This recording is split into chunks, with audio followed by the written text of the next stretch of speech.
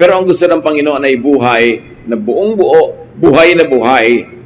At sabi niya, it is the thief that steals, kills, and destroys. Yung magnanakaw, yung masamang espiritu, yung diablo ang nagnanakaw ng saya, ng ginhawa, ng kaluguran ng buhay. And Jesus obviously came to give a full, abundant life. Dapat goal yun ng Kristiyano na sumusunod kay Kristo, to live a full, abundant life. And when we meet Him in the next life, we shall say, Lord, I really lived a good life. I lived a life that was full in accordance with your teaching and will. That is part of my worship to you. The will of God is for people to have a high quality life. Ang nakakapagtaka, sobrang ginaglamorize ng religion, at hindi lang ng Christian religion, most religions, sobrang ginaglamorize ang suffering. Ginaglamorize yung sobrang paggutom sa sarili, pagpapakasakit, pagtitiis, pag-abstain sa lahat ng mga masasarap at magaganda at enjoyable na bagay. In fact, to feel guilty for the pleasures of life. Pag gusto mong malaman kung anong kalooban ng Diyos para sa tao, titingnan mo lang kung paano niya dinesign ang katawan ng tao. Bakit pwede ka namang kumain ng walang lasa, binigyan ka pa ng taste buds para ma-enjoy mo pa ang lasa? Binigyan ka pa ng nerve ending sa iyong skin para ma-enjoy mo yung init o lamig ng tubig, ng hangin, kinis ng sapin sa kama. Binigyan ka ng mata para makita mo ang mga kulay, mga hugis, ng tenga para makarinig ka ng iba't ibang mga tunog, iba't ibang mga musika. Tapos pag naging Kristiyano, ililimit mo lang ang sarili mo sa isang uri ng musika. Ililimit mo lang ang sarili mo sa isang uri ng pagkain, na isang diet. Parang nadadaya yung tao. Pero yan ay turo lang ng relihiyon, hindi yan ang turo ni Jesus. What we should do is to put Christ back to Christianity. The Christ who likes us to have a full life. Now, how to improve the quality of your life? May mga dapat gawin ang tao. Grade na natin ang mga sarili natin kung paano natin ito ginagawa ngayon. High grade ba? Low grade? So that we can do what must be done. Take care of your body. The quality of your life is determined largely by your health. Kahit gaano ka katalino, kadakila, kahit gaano katayo yung mga pangarap at gaano karami ang pwede mong magawa sa buhay, pag na-lowbat na yung katawan mo, lowbat na lahat.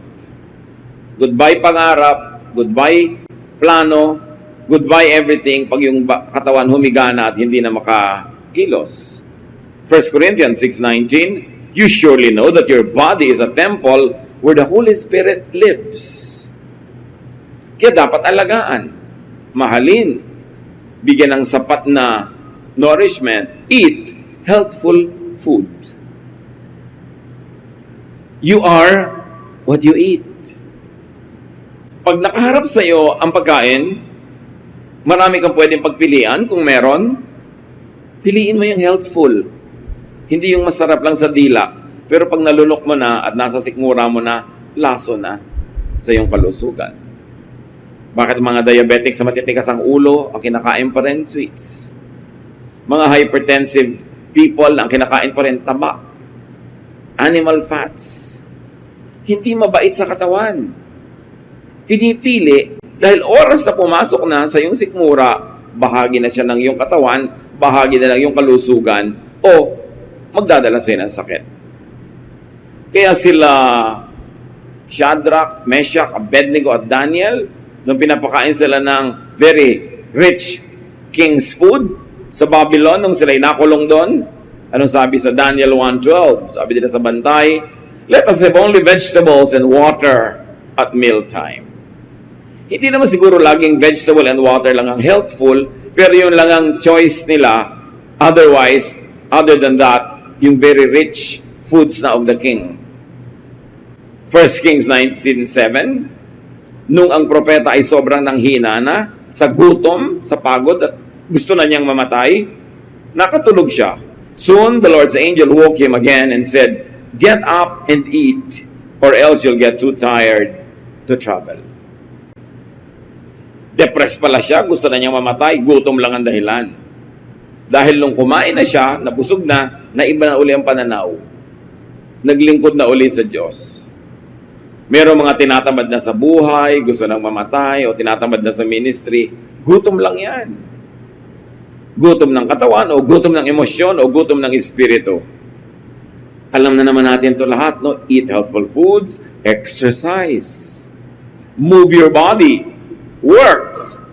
The Lord designed the body to move. Kaya may mga joints, may mga ligaments, may muscles, may tissues. The body is always healthier when it is moving correctly. Kaya sabi sa 1 Timothy 4:8, physical training is of some value. May halaga. Ang pagkilos ng katawan, ang pagsasanay. So you exercise, but you also never forget to play. Malaking relaxation ang idinudulot ng play para balance. Pero huwag naman puro play. Dapat work, exercise, play. Hindi kailangan laging makatuturan ng ginagawa. Pag na-enjoy mo siya, nasa-setback ang panahon ng iyong pagtanda. Yung mga sakit mo, nababawasan. Ang kalusugan mo, nadadagdagan whenever you are enjoying. Relax. Fatigue and stress opens one's life to so-called demons. Pag ang tao sobrang fatigued, sobrang stressed sa trabaho, sa opisina, sa workplace, maraming naiisipang mga kung ano-anong mga hindi magagandang bagay na paglalaroan ng mga masasamang espiritu ang isip ng taong laging pagod, nadadaya, nade-depress, natuturoan ka maging magagalitin, mga nawawalan ka ng gana sa buhay, pagod lang pala. Si Haring Saul, sa sobrang stress ng buhay niya, sinabi, ginulo siya ng masasamang espiritu. Bumukas ang buhay niya para siya magulo ng masasamang espiritu. 1 Samuel 16:23, whenever the evil spirit from God bothered Saul, David would play his harp. Saul would relax and feel better, and the evil spirit would go away. Pansinin niyo mga kapatid, hindi muna umalis yung evil spirit, tapos dahil umalis, nakarelax tuloy si Saul. No. Nandun yung evil spirit, pero nung siya'y nag-relax, nung bumuti ang pakiramdam, hindi natiis ng evil spirit, umalis. Kasi ayaw ng evil spirit makipisan sa taong relaxed, masaya, at payapa. Parang ipis, ayaw niyang pumunta sa kusinang malinis. Naiilang siya. So kung ikaw'y tahimik, payapa, relax, ayaw sa'yo ng evil spirit. Kasi mahirap kang dayain, mahirap kang galitin, mahirap kang takutin. Ba't siya magpapagod? E di ang pupuntahan na lang niya yung madaling inisin, galitin, paggawain ng masama, yung stressed.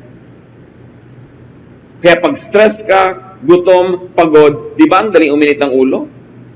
Ang dali mong humanap ng away. Ang dali mong mapasuong sa maraming mga gulo. Kaya dapat ang tao marunong mag-relax. Remember ha, balance. Yung iba no, wala nang ginawa kundi mag-relax. Masama rin yun. Improve the quality of your life. Nourish your mind.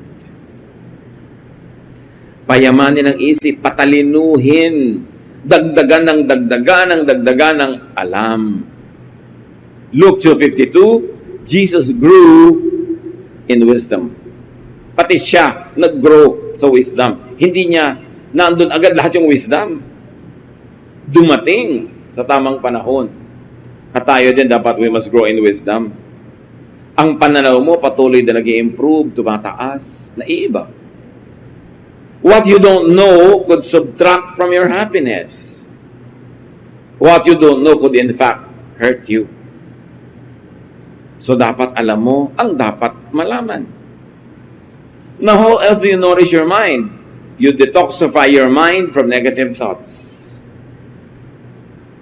Kung may maruming pagkain at panis sa pagkain sa loob ng refrigerator, itinatapon mo yon. Hindi yun dapat nasa loob. Kung may nabubulok na bagay sa kusina mo, itatapon mo yon, hindi dapat nandun. May maruming bagay sa iyong higaan, aalisin mo yun doon. Ano ngayon ang dapat mong gawin sa maruruming isipin na nasa iyong utak?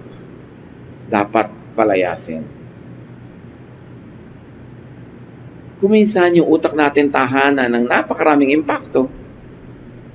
Nginangat-ngat yung utak mo, tinatadyakan, kinukurot, sinasaksak. Ephesians 4:31.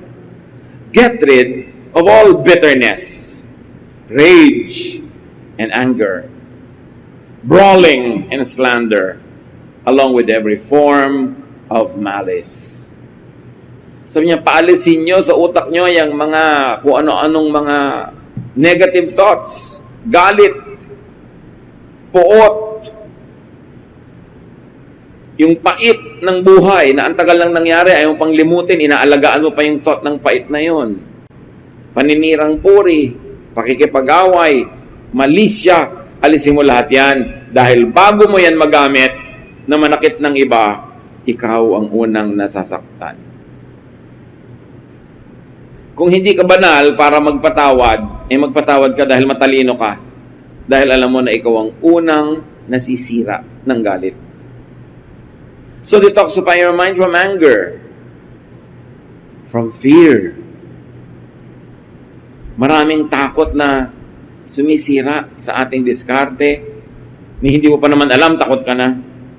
1 John 4:18, there is no fear in love, but perfect love drives out fear. Our love of God, love for fellow men, love for life, love for knowledge, love for truth will drive away many fears. Detoxify your mind from jealousy. Merong reasonable jealousy at merong unreasonable. Dapat ma-differentiate nyo yan, mga kapatid. Yung asawa mo may nakakalong na iba, reasonable naman na maging jealous ka. Pero meron lang siyang katrabaho, meron siyang kasama sa isang project, wala ka namang pruweba na merong nagaganap, nagsiselos ka na, unreasonable na yon. At alam niya ng mga seloso at selosa, nakakasira talaga ng pagkatao ang selos. Nang aaway ka ng wala sa lugar, sumusugod ka ng mali, maraming nakakahiyang bagay na ginagawa ang tao nagsiselos. And also especially, rid your mind of envy. Because envy leads to many evil practices and heaviness of heart. Sabi nga sa Bible, out of envy, many people try to achieve. Not because they want to achieve, but they only want to outdo their neighbor. And where there is envy, there is every kind of evil practice. Pinakamasamang maramdaman, inggit. Ang kasunod, selos. Pag merong kanyan, maaga kang mamamatay. O buhay ka man, hindi ba lusog ang katawan mo? Hindi masaya ang iyong buhay. Detoxify your mind from pride. Pagka proud ka, you're afraid. Because gusto mo ma-maintain yung pride mo. Natatakot kang matalo, natatakot kang madaig, maungusan, natatakot kang makita ang iyong kahinaan dahil hindi ka na magiging proud. Malaking amoy ang pride. The less pride you have, the more free you are.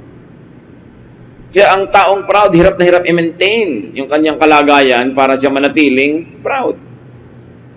1 John 2:16, the pride of life comes not from the Father, but from the world. So alamin natin, hindi yan galing sa Panginoon, bakit mo entertainin sa iyong buhay? How else do you nourish your mind? Be optimistic. Be positive. Napipili naman You can be negative, but you can also be positive. Why choose to be miserable? Why choose to be negative? Why choose to be kontrabida? Romans 8:28, we know that God is always at work for the good of people, of everyone who loves Him. So meron kang isang pangarap na hindi natuloy, meron kang gustong nabigo, meron kang hinahangad na hindi naging sayo. Pag nagtitiwala ka sa Diyos, i-quote mo ang Romans 8:28. I don't understand it, I don't even agree with it, but because I love God, then what is happening in my life was allowed by God for my own good. And I will hold on to that, and I will believe that, and I will have peace. Yun ang tinatawag na positive thinking na scripture-based. Kasi sinabi, kung mahal mo ng Diyos, lahat ng papayagan niya maganap sa iyo, yun na ikakabuti mo. Kahit hindi mo naiintindihan agad. Kahit yung kabaligtaran, ang gusto mo sanang mangyari. Pero dahil mahal mo ang Diyos, hindi niya papayagan na yung hindi best ang mangyari sa iyo. Yung palang gusto mo, hindi yun ang best. Hindi mo lang alam. So we have already said, rest and relax. That's very important. Sinabi natin kanina, main focus ng ministry ni Lord, yung bigyan tayo ng full life. May kakambal yun, itong Matthew 11:28 to 29. If you are tired from carrying heavy burdens, come to me, and I will give you rest. Take the yoke I give you, put it on your shoulders, and learn from me, for I am gentle and humble, and you will find rest. So you see, again, Jesus goes back to a full life, a restful life. Pag i-define natin, ano ba talaga ang ministry ni Jesus? Liban sa iligtas tayo sa kabilang buhay. Iyan ay bigyan tayo ng masagana, tahimik, payapa, at relaxed na buhay dito sa lupa. Yun ang ministry niya. This is the ministry of Jesus. This must be the ministry of Christians. But if you will behave like the Pharisees, how can anyone relax? Pag lagi ka nagja-judge, lagi ka nakabantay sa kasalanan ng iba, usig ka ng usig, bungkal ka ng bungkal ng mga itinatago ng tao, who can relax? They cannot and you cannot. Therefore, hindi work ni Jesus yan. Dapat restful. Ang behavior natin yung nagbibigay sa atin ng maximum rest and also to people who are near us. Hindi nakakapagod kang kasama. Nakakailang kang kasama kasi sakal ang kasama mo, hirap na hirap. Performing because you're expecting perfection. How can you relax when you're trying to be perfect? How can you relax when people are forced to be like perfect in your presence? Kaya dapat ang tao marunong mag-control ng kanyang mga sariling kilos para hindi lang siya, pati kapwa niya, rested. According to scientific findings, your body cells obey your brain. Kaya yung brain mo, pag determined siya na sabihin, nagagaling ako, sumusunod yung cells. At yun ang tinatawag natin na spiritualized tempo na faith. Faith heals. When you have faith, you believe in it. That's the content of your brain. Your cells will obey. Kaya yung brain mo, pag sabing, I am relaxed, I'm going to relax, sumusunod yung katawan. Subukan mong biglang nervyusin, naninigas ang muscles mo, tumataas ang blood pressure mo, sumusunod din yung cells. Sumusunod at cellular level ang katawan mo sa mga nararamdaman ng iyong emosyon. So kung gusto mo na mabuti ang kalagayan ng katawan mo at cellular level, begin with your thoughts. Because it begins there. You say, don't matter what happens, I will be relaxed. Uuwi ako sa bahay, anong ine-expect kong gulo ng bahay, anong ine-expect ko na hindi nasunod na instruction ko ng kasambahay, anong ine-expect ko na aabutan ko, basta I'm deciding even before I get home, nothing will move me. When you decide that way, magalit ka man ng anumang nakakagulat, konti lang, hindi sobra. That's why you always decide beforehand how you would react to a situation. Ano man ang reaction ko ngayon na submission ng mga grades sa mga bata, hindi gagraduate ang anak ko dahil may bagsak, I will decide on how I will react. So that when that happens, yung katawan mo, susunod na lang. May plano ka dapat.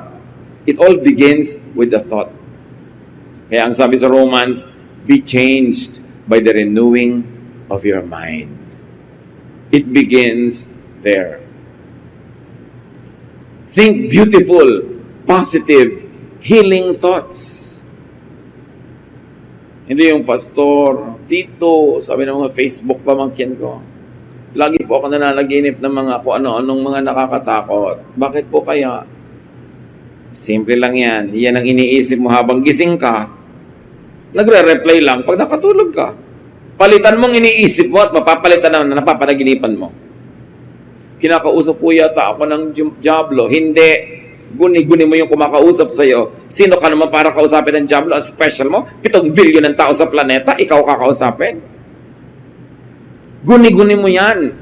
Kasi lumilikha ka sa isip mo ng mga senaryo na kinakausap ka niya. So, pagka tulog ka na wala ng control, hindi mo na mabantayan yung takbo ng utak mo dahil tulog ka, itutuloy ng utak yung kanina'y lagi mong iniisip. Kaya mga nanaginip po ako na asawa ko nagtataksil sa akin. Yan siguro, iniisip mo lagi.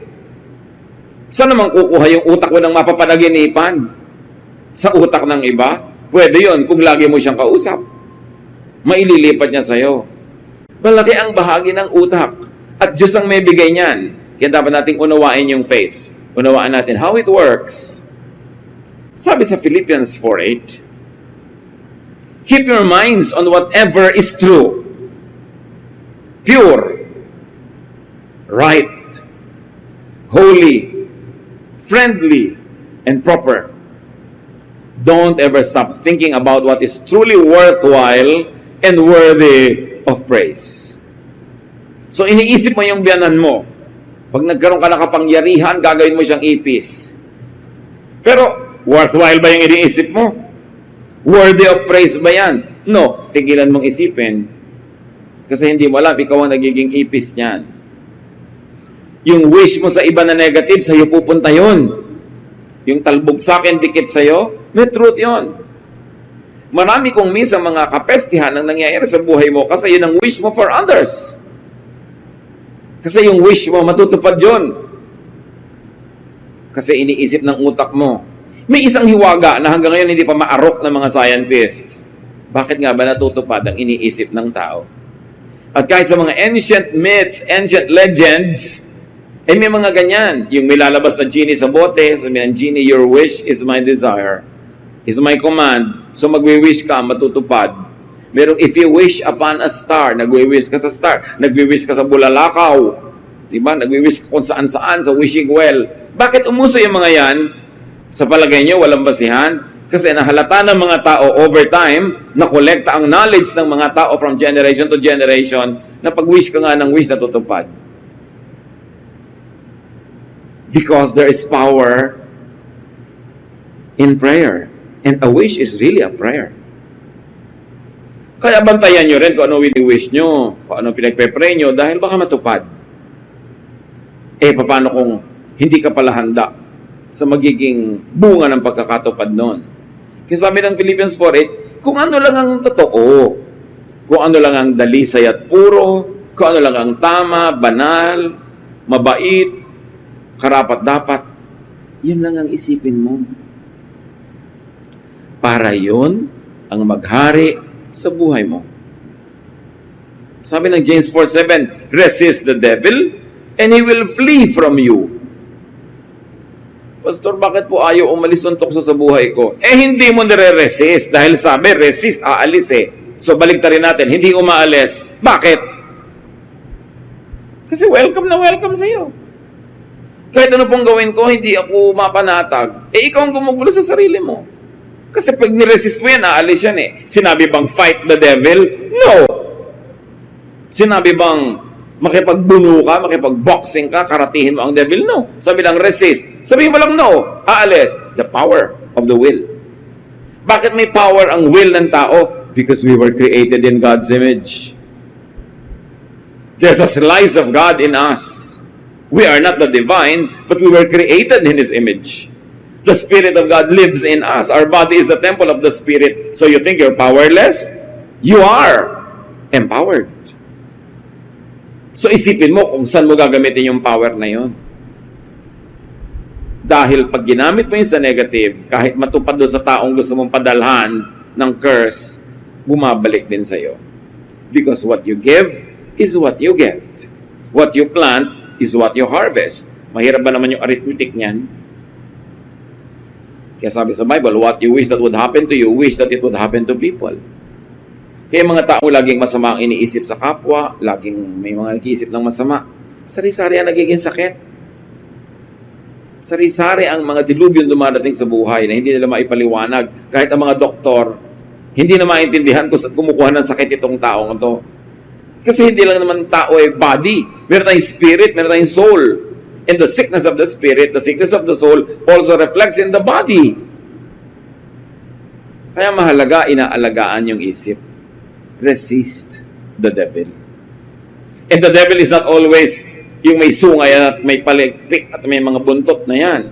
Kundi, evil thoughts, bad thoughts, unpleasant thoughts, evil din yan. Jealousy, bitterness, anger, envy, lahat yan, demonic. Hindi laging yung demon na sinasabi, espiritu. Meron na symbolic lang yung paggamit ng word. So, improve the quality of life. Satisfy your needs. Hindi na dadaan sa denial kung hindi ka talaga satisfied. Dapat gumawa ka ng paraan para masatisfy. Produce what you need. Deserve what you desire.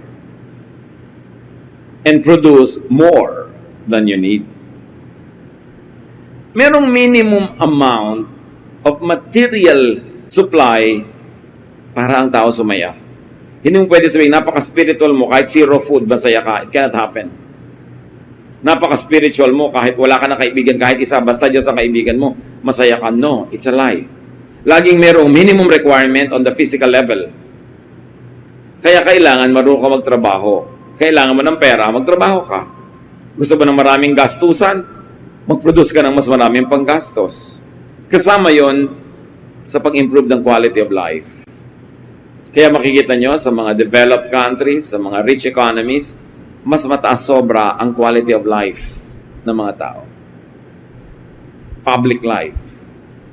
Sa hardworking and very productive Japan, pati mga toilet seats, heated pag winter. Quality of life. Hindi yung walang toilet dahil walang pera. Siyempre, pag mahina ang budget mo, ang toilet paper mo, parang sandpaper, nagagasgas ang iyong behind kasi masyadong mura. Kaya kung ikaw ay mariwasa, marunong ka magtrabaho, pati toilet paper mo, soft as a feather. Pleasure. Dahil nagtatrabaho ka. Ephesians 4:28, anyone who has been stealing must steal no longer, but must work, doing something useful with their own hands, that they have something to share with those in need. Ito, spirituality, religiosity at its highest order. A person who stops being dependent on others, who stops living on others, and now begins to produce more than what he needs, that he has adequate excess to give away to people who are genuinely needy. Yun ang mataas na uri ng relihiyon. Huwag maging dependent, huwag maging pabigat sa kapwa, kundi lampas-lampas pa sa kailangan ng ma-produce para makapagbigay ka sa iba. Then, you will have a high quality of life. Work enough. Work more than enough. Because work earns provisions. It earns meaning and value. Work earns affirmation. Ang taong productive, hindi lang siya kumikita ng kailangan niya, tumataas din ang halaga niya bilang tao, napapahalagahan siya ng iba, tumataas din ang tingin niya sa kanyang sarili, pumapanatag ang kanyang loob, mas gumaganda ang quality of his life. Work satisfies. Kaya kailangan sariwain natin yung virtue of work. Hindi yung umaasa sa iba, sabi, they work with their own hands. Hindi yung iba ang nagtatrabaho, sila ay humihingi lamang. You can never have a high quality life that way. Ngayon, kung ang satisfaction hindi pa kompleto, how else do you satisfy your need? Learn contentment. But don't be contented too early. Magsikap ka, gawin mo lahat ng kaya mong gawin, at kung anong naging bunga, doon ka na lang matuto na maging kontento. Pero hindi yung wala ka pang ginagawa, contented ka na. Kailangan, sa may dulo-dulo yun, when you have already done your best. 1 Timothy 6:6, But godliness with contentment is great gain. Philippians 4:12, I have learned the secret of being content in any and every situation. Paano mo guguluhin ang taong marunong turuan ng sariling makontento?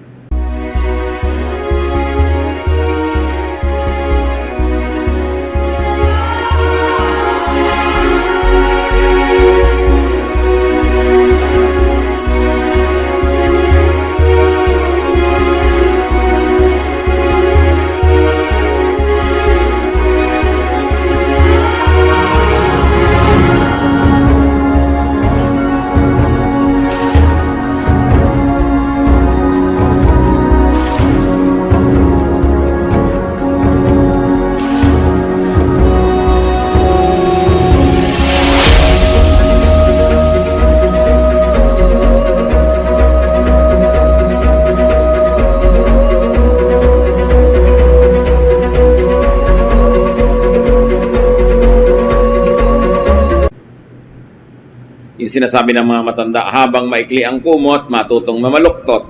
Eh maliit yung kumot mo, defold your knees and paliitin mo yung katawan mo para magkasya yung kumot mo. Hindi pagpipilitan mong kulang, sa wala Gagawa ka ng paraan. Teach yourself to be contented. Improve the quality of your life. Nourish your soul, your feelings, your emotion.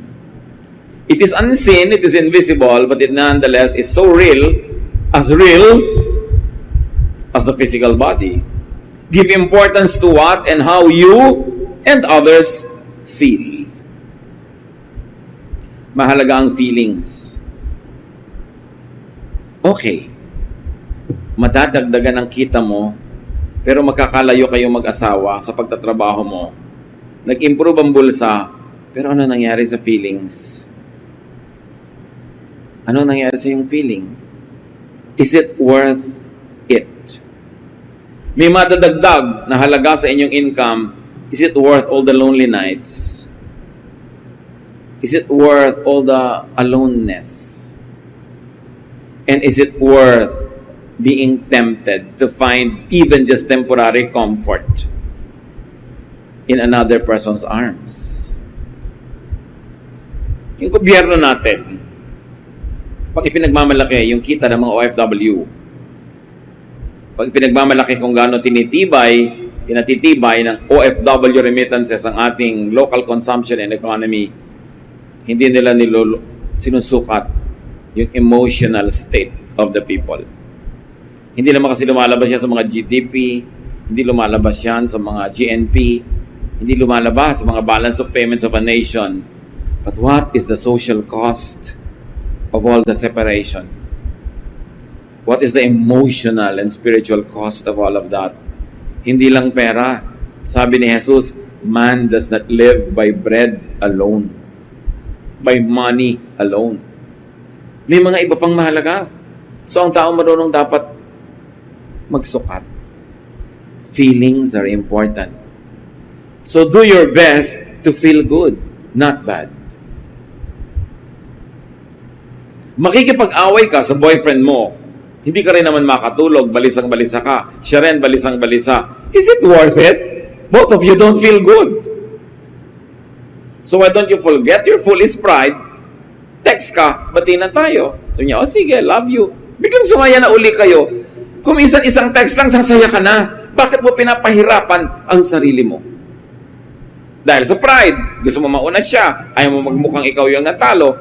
But remember, feeling good must be prioritized. Don't do too many things that make you feel bad. Especially kung inimbento mo yung feeling na yun, ikaw ang may dahilan. Ecclesiastes 7:14, when times are good, be happy. Balik na rin natin, if you are not happy, make the times good. Umimbento ka ng saya, pagandahin mo ang sitwasyon. Mag-asawa kayo, hindi kayo nagkikibuan, kaya kitid-kitid ng kaman nyo.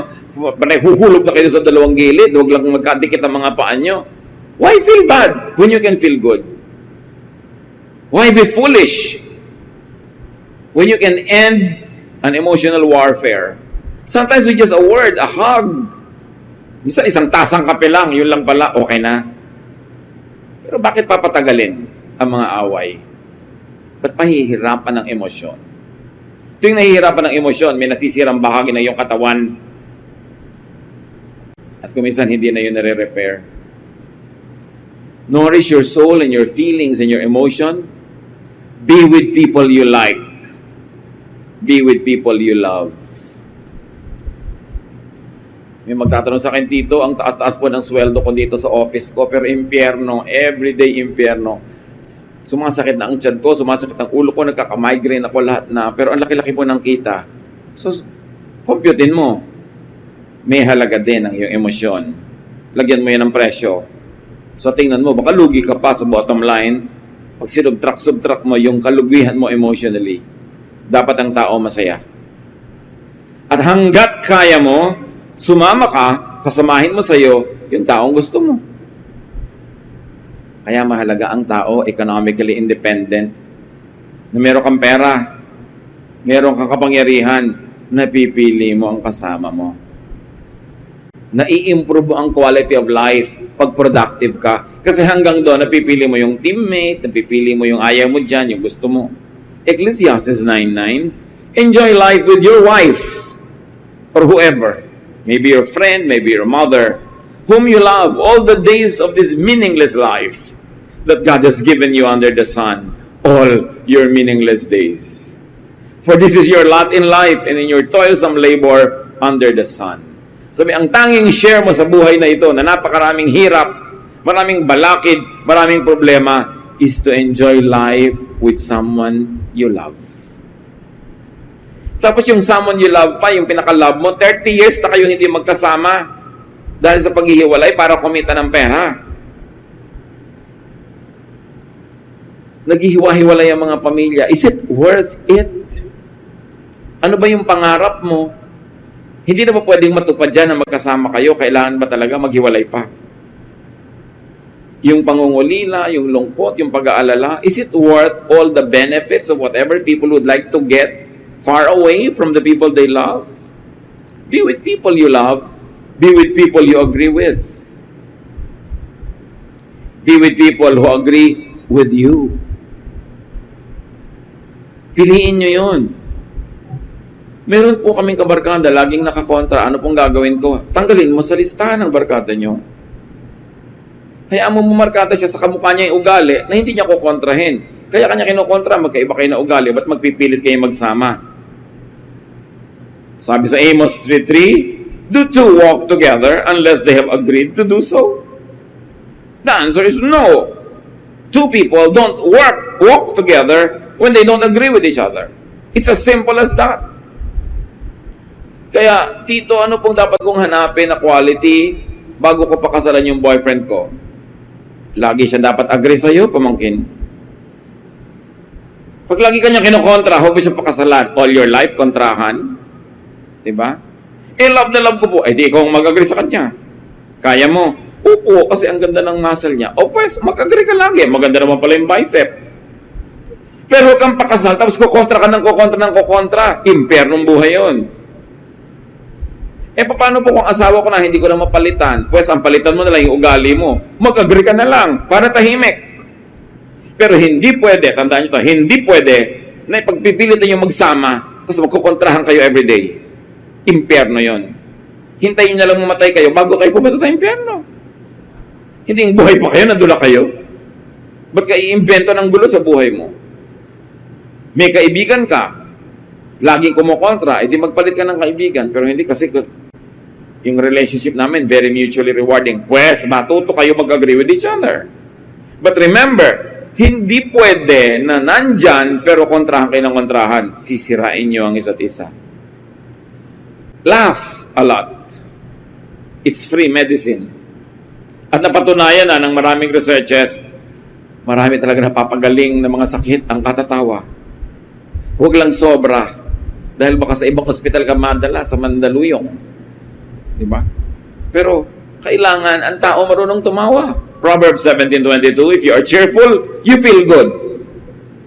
So, it's good to be cheerful. What if you're not cheerful, you don't feel good, then be cheerful.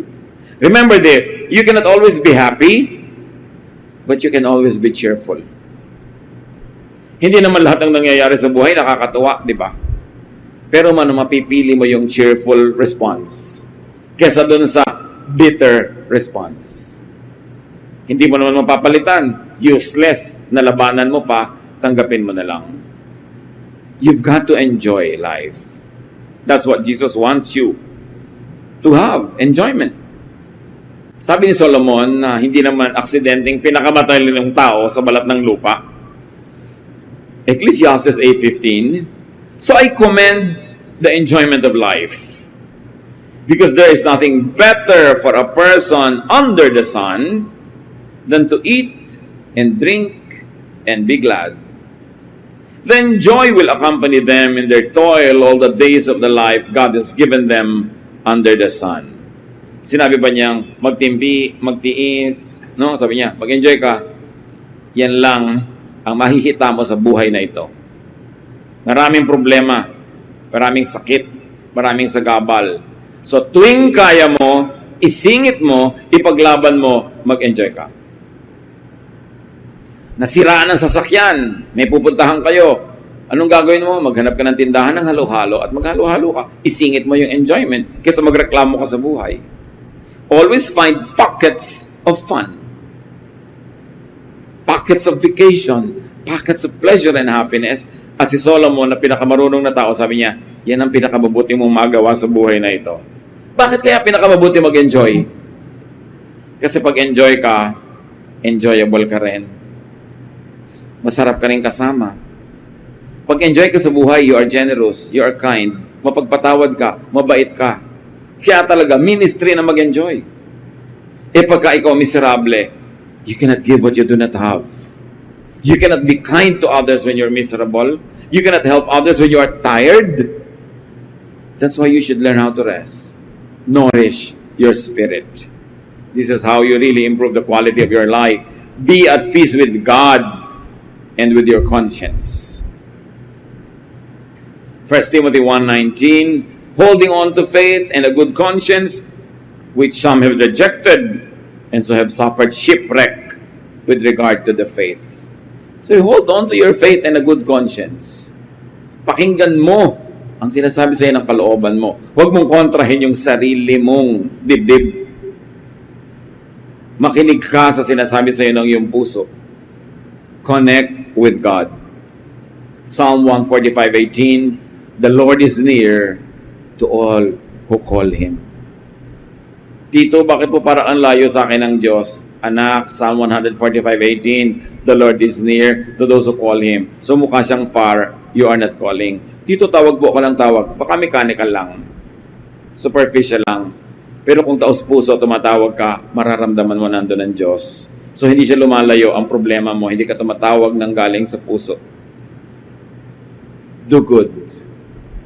Ephesians 2:10, for we are God's handiwork, created in Christ Jesus to do good works, which God prepared in advance for us to do. That's one of the best things you can do. Do good works. Punong-puno ng good works si Jesus.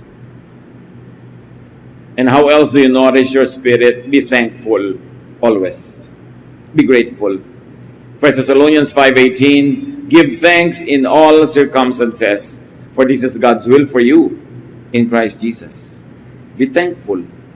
Ang reklamador hindi masaya. Ang reklamador nagagalit, nasisira uli ang kanyang kalusugan. Be thankful. Learn contentment. Do your best. And when your best can do only so much, be contented with it. Improve your quality of life. And not only that, help your neighbor improve his or her quality of life. Huwag tayo maging kontrabida, maging hadlang para mag-improve ang buhay nila. Tumulong tayo. Because what you do to them comes back to you. Panginoong Diyos, salamat po. Na binibigyan kayo ng oras na mag-isip-isip, magbulay-bulay sa mga bagay na madalas nalilimutan. Nabubuhay na lang, naghahanap buhay, pero hindi naman masaya ang buhay. Teach us to find pockets of pleasure, happiness, and fun, even in moments of hard work. Teach us, Lord, to see your blessing na kuminsan ay hindi obviously visible. Turuan mo kaming improve na aming buhay at buhay na aming kapwa. Dahil ang buhay na ito'y pahiram mo, Ang buhay na ito ay gusto mong maging masaya, mapayapa, mariwasa, maunlad. Teach us to be faithful to your will by improving the quality of our lives.